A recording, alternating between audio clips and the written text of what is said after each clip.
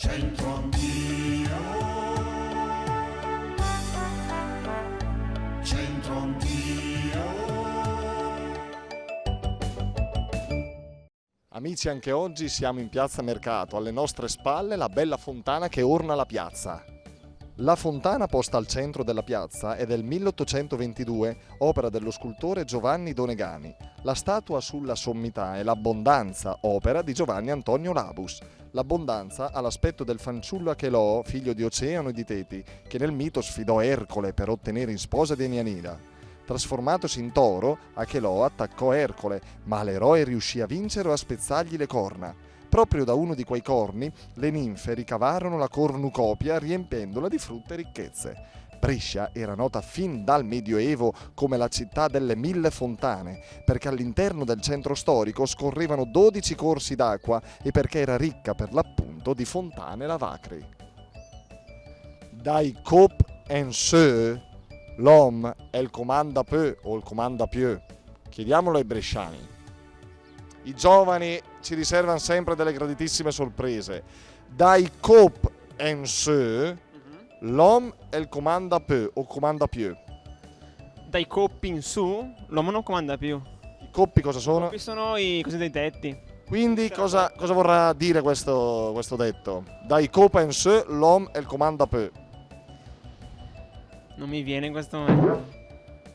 E a Sarò, se mai sentito questo detto? Dai cop en seu, l'homme el comanda peu o il comanda pieu.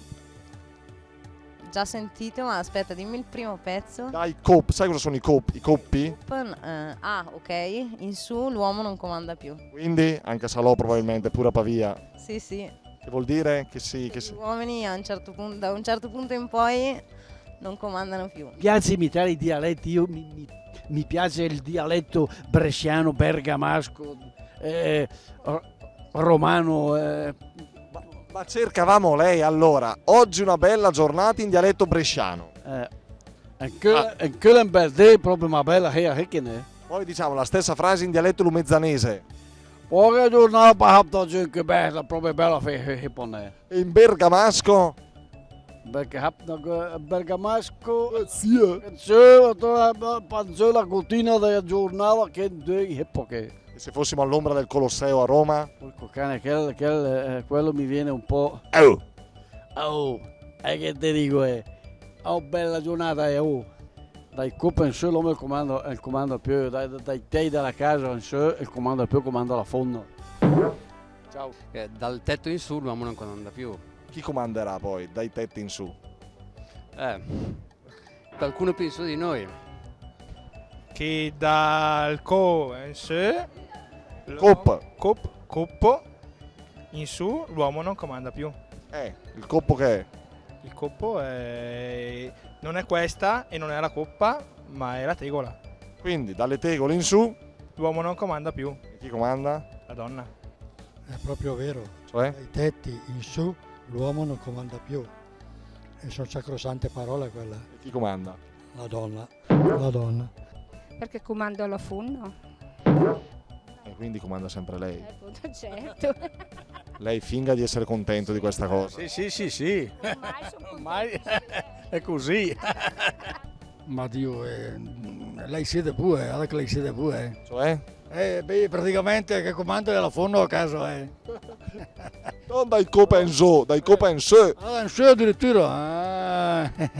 Dopo c'è il cielo dopo, La testa vuole il cielo. Io sentivo che una volta si diceva se Lodrino fosse al piano sarebbe al pari di Milano. Era. Certo, era pari al Milano. Senta questo detto, dai copa in su, l'uomo il comanda peu. Che significa secondo lei? Ormai i coppie altre tutte lì. Ma chi comanda dai tetti in su? Il signore. Insomma che fa il signore anche a lui dri. Poi il signore che lo dai. Dai copa in su, l'uomo il comanda peu o il comanda pieu. Dai tetti in su, l'uomo perde un po' del suo potere. L'onnipotente dai tetti in su è il Padre Eterno, non le donne, insomma, almeno lì. Grazie a tutti amici, alla prossima puntata, ciao!